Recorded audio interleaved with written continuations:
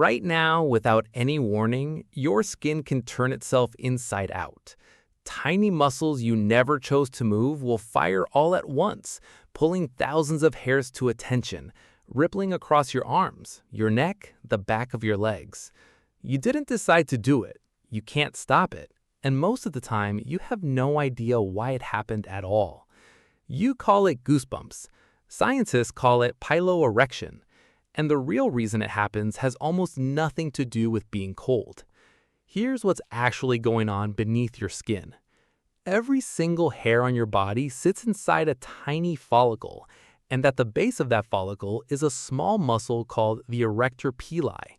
When your nervous system sends a specific signal, that muscle contracts. It pulls the hair upright, and when thousands of them fire at the same moment, the skin around each follicle puckers slightly, creating the bumped dimple texture that gives the response its name.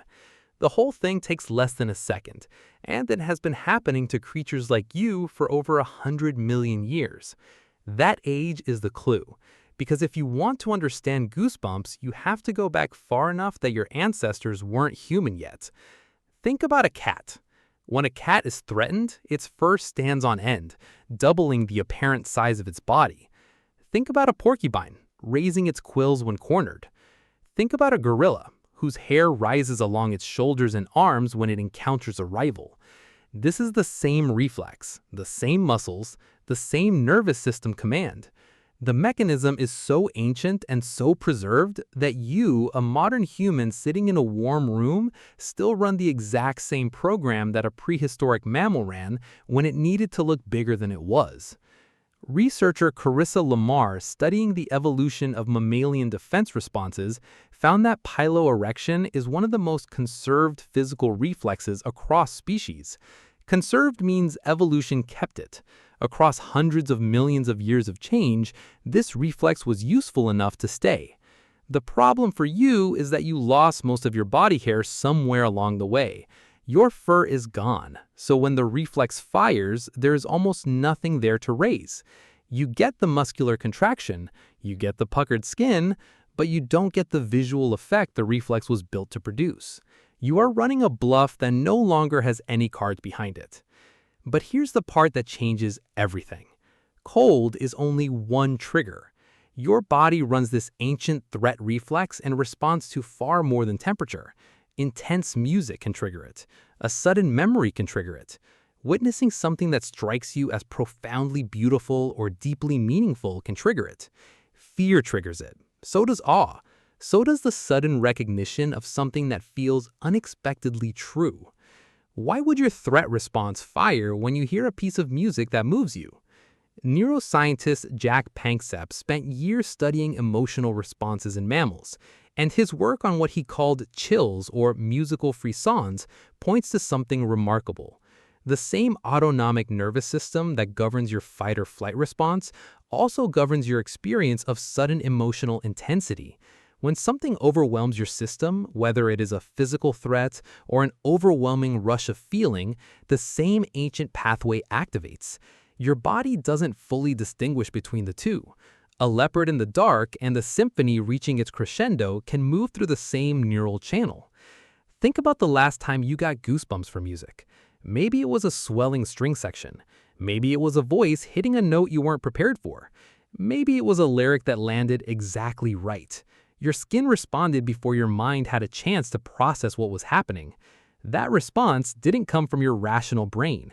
It came from somewhere much older, a system that has been tracking the emotional temperature of your environment since long before language existed. That's not a coincidence. It's a window into what emotions actually are, underneath the words you use to describe them. Emotion researcher Dr. Keltner at the University of California, Berkeley, has studied awe specifically, the feeling of encountering something vast and beyond ordinary scale. His work found that goosebumps appear reliably in awe responses across dozens of different cultures. In situations where people feel they are in the presence of something greater than themselves, whether that's a mountain range, a piece of music, a religious experience, or a moment of unexpected human connection, the Arrector Pili muscles fire. The ancient threat system activates. Not because you are in danger, but because your nervous system is registering, "This is significant. Pay attention. This matters." In other words, your body uses the same signal for danger and for wonder. The same physical response that once made your fur stand up to bluff a predator now rises in you when something moves you deeply. Evolution didn't build a new system for awe. It repurposed the oldest one you had. Does that make Goosebumps feel different now? There's one more layer: cold. Because cold does still trigger piloerection. And even there, the original reason wasn't warmth in the way you might assume. Raising body hair traps a layer of air against the skin, providing insulation. For a heavily furred mammal, this is meaningful. For you, with your sparse human body hair, it provides almost nothing. But the reflex fires anyway, because your nervous system didn't get the update. It still treats your body like it has the coat of fur it wore 2 million years ago. You are, in this sense, a collection of mismatched systems. Ancient reflexes running in a modern body, threat responses firing at music, cold weather fur raising happening on nearly hairless skin. Each piece of you made sense once in an environment that no longer exists. And yet, here you are, still feeling it, still responding, still, for just a second, more animal than you think. The next time your skin rises without warning in the middle of a song or a cold morning or a moment that catches you off guard, notice it, not as a malfunction, not as a quirk. Notice it as a message from something very old inside you, something that has been paying attention to the world far longer than you have, something that still knows how to recognize when a moment matters. Right now, your skin can turn itself inside out, and now you know exactly why.